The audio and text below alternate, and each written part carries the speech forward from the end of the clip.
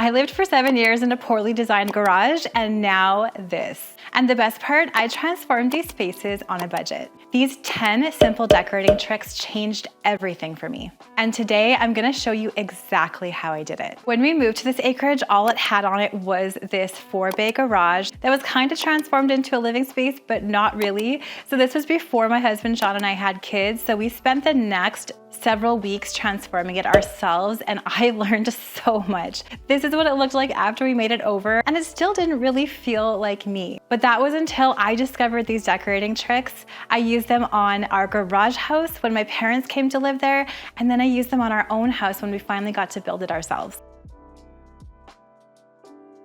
Let's start with a change that makes the biggest difference for the least effort, and that's swapping out your light fixtures. When we first built our home and when we had our garage house, we had those builder grade fixtures. I like to call them boob lights. They're not very attractive. You see them everywhere and they just really don't do anything for the cozy feel of your space. I lived with these for months and years until I realized that it wasn't that hard to swap out light fixtures into something a little bit more designer. You can find budget-friendly light fixtures on places like Amazon and Wayfair. I'll link some of my favorite ones that aren't that expensive down in that description box below. Check out YouTube for lots of great tutorials on how to change fixtures.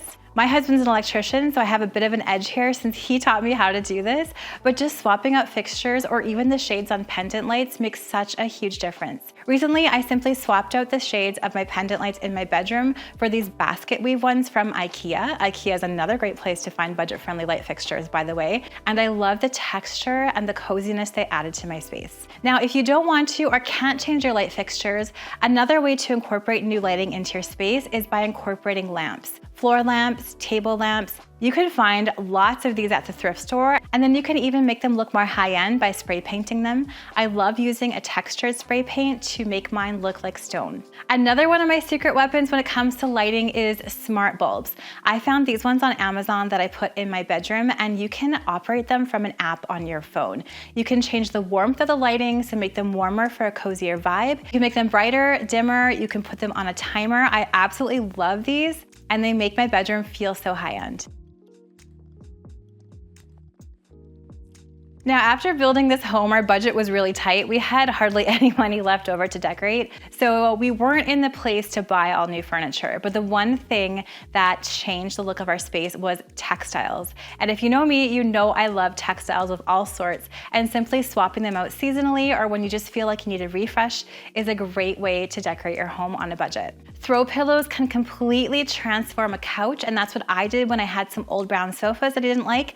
I just made some new throw pillows, and it made my sofas look so much better. I have so many DIY tutorials for sew and non-sew throw pillows. I'll leave all those for you down in that description box below. So if you want to change yours seasonally to make your home feel different season to season, think about using rich colors and rich fabrics like velvets and wools for winter.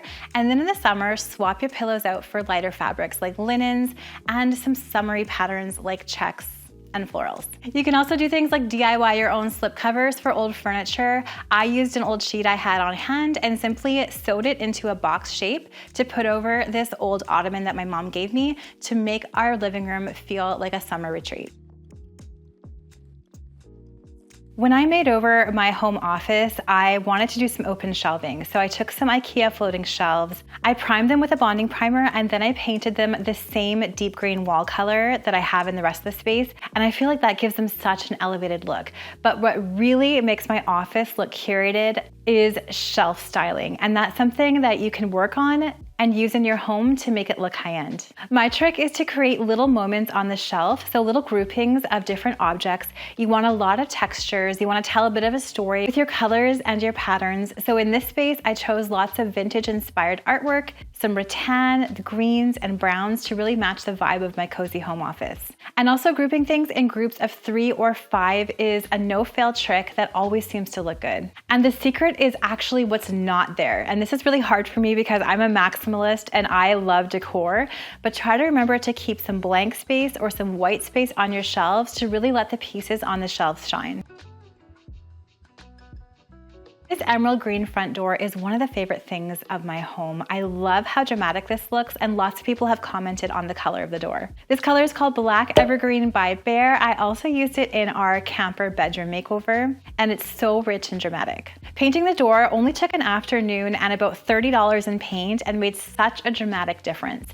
And paint is always going to be the best way to make your home look beautiful on a budget. If you want to change, grabbing a can of paint, doing a feature wall, painting all of the walls if you want to, is going to make your space feel completely different. Now, if you can't paint walls or don't want to paint walls, painting furniture is also another way to use the power of paint. You can find so many amazing pieces on Facebook Marketplace or the thrift store. When you're painting furniture, don't forget to sand it lightly, use a bonding primer. My favorite is Behr's bonding primer, and then finish it off with some nice cabinet and trim enamel. And that's my favorite type of paint to use on furniture. I use this on my old IKEA desk in my home office, and the finish is nice and hard, and it's really long lasting. So I've accidentally killed a lot of plants in the age of living in our garage and here. So I've learned to find the plants that are a little bit lower maintenance. Snake plants are fantastic for this, and I'll leave some other of my favorite low maintenance plants down in that description box below. Also, to bring nature in, don't be afraid to use faux flowers and faux greenery. If you find higher quality ones, they're gonna last forever, and they can look really good too, and add that natural element into your space. You can also try dried florals, preserved flowers. I love this bundle of dried eucalyptus that we have in our main shower. It smells amazing, and it makes the shower feel like a spa. When I learned that furniture does not need to be pushed up to the walls, that revelation blew my mind and changed everything for me. After years living in our tiny garage house and basically having to have the furniture up against the wall, once we moved to this home and had a little bit more space, I realized I could pull our sofas away from the walls and create cozy conversation areas. And creating these more intimate areas, having that furniture away from the walls, is gonna make your space feel extra inviting. And interestingly too, it's gonna also make your space feel bigger. And even in this more open concept home, creating these zones with furniture facing each other and anchoring them with area rugs makes this home feel so much more spacious and functional. Now, when we built this home, we had a very small budget. So when it came to adding hardware to our kitchen and the other cabinetry in our home, I just went for a really budget-friendly polished chrome. And I don't like the handles that I chose. I'm not sure exactly what possessed me to install them the way that I did. So a couple years ago when I was able to, I replaced it all with some beautiful antique brass hardware. And the trick here is to mix and match the shapes of your hardware, but keep all of the finishes the same. So rather than using cup pulls absolutely everywhere in our kitchen, I decided to mix it up with using cup holes, handles, and knobs. And combining those three different types of hardware really elevates the look of the kitchen. And the antique brass warmed up the black and white cabinets, and I love how this looks now. Such a simple, budget-friendly change, and it made such a huge difference. Now, this hardware is just from Amazon, and I've used it elsewhere in my home too. I really love it. I will link that down in the description box below. You can also use this same concept with furniture when you're painting it or just want to swap out the hardware to make it look like a brand new piece. You can find hardware at places like Habitat for Humanity Restore if you want budget-friendly hardware, Amazon like I mentioned. And don't forget, when you're taking off the old hardware, put it in a bag with the bolts. You might need to use the old bolts for the new hardware, or you might want to reuse that old hardware for a different project. I've definitely done that in the past.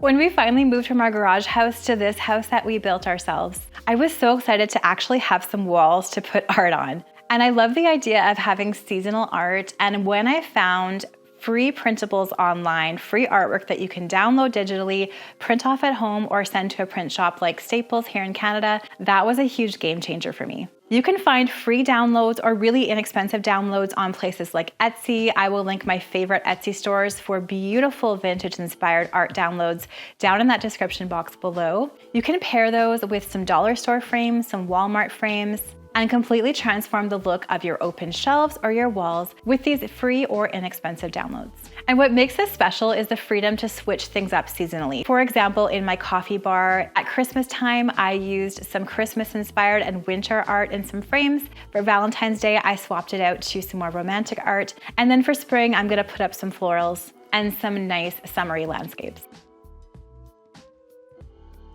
The day I cleared off my cluttered coffee table and replaced it with a more curated selection of pieces completely transformed my room. And you don't have to make coffee table styling complicated, you can keep it nice and simple. I just usually use 5 elements for my coffee table and it seems to work every time. Number 1 is a tray. So for this coffee table, it's actually an ottoman in our living room. I have this nice big round wicker tray I've had for years. Then incorporate some sort of floral or natural element. I'm using some faux hydrangeas for this space. Add a candle. That's going to bring some warmth and some coziness to your space. If you're putting it on a soft surface like I am, a faux candle is a great choice. Then add a stack of books, and bonus points if you have books on there that people are actually going to want to read. I like just placing out some beautiful decor books for inspiration. And finally, add something with a little bit of personality. So to my coffee table, I'm adding this little jar of shells and this thrift store find. And if you incorporate those 5 elements on your coffee table, that's a really easy and quick way to style it to make it look amazing. You can also use the rule of 3 for decorating surfaces like coffee tables, sideboards, entry tables. Grouping things in 3s like I have here on this tray is a surefire way to make them look incredible. Now, after I had a friend walk into our home and say it smelled amazing, it reminded me how much the power of scent works in home decor. And scent and the way that your home smells is something that we often forget. It's such an integral part of how our home feels. You can think of having a signature scent for your home, and you can do this through candles. You can do this through diffusers and essential oils. You can do this even through the cleaning products that you use, but one of my favorite ways to add a beautiful signature scent to your home, especially when guests come over, is doing a simmer pot. And you can do this by placing some water on the stove in a shallow pot, simmering it, and then adding your favorite botanicals. So for spring, I might throw in some lemons, some rosemary, and some lavender. For winter, I opt for some oranges, some cloves, some cinnamon, even some pine branches. And you can make your home smell amazing. Looking back from our journey from living in that garage house for 7 years to living in this house and styling it, I'm so amazed at how far we've come. And I love that we can help our family and guests feel warm and cozy in our space too.